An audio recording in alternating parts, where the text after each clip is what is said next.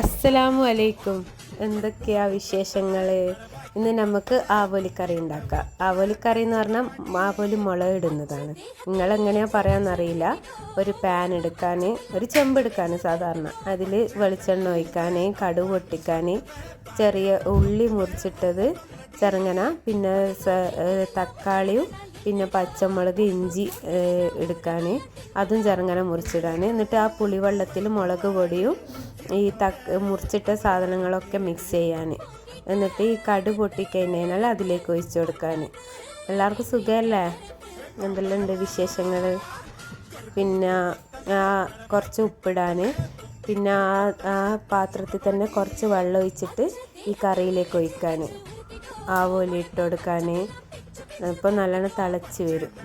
ഇത് എളുപ്പത്തിൽ ഉണ്ടാക്കാൻ പറ്റുന്ന കറിയാണ്. ട്രൈ ചെയ്ത് നോക്കണം എല്ലാവരും. ഇത് പതച്ച് വരുമ്പോൾ ആവോലി ഇട്ട് കൊടുക്കാൻ. ആവോലി നല്ലോണം വേണം. ഞാൻ ആവോലി ചെറിയ ചെറിയ പീസാക്കിയിട്ടാണ് മുറിച്ചിട്ടുള്ളത്.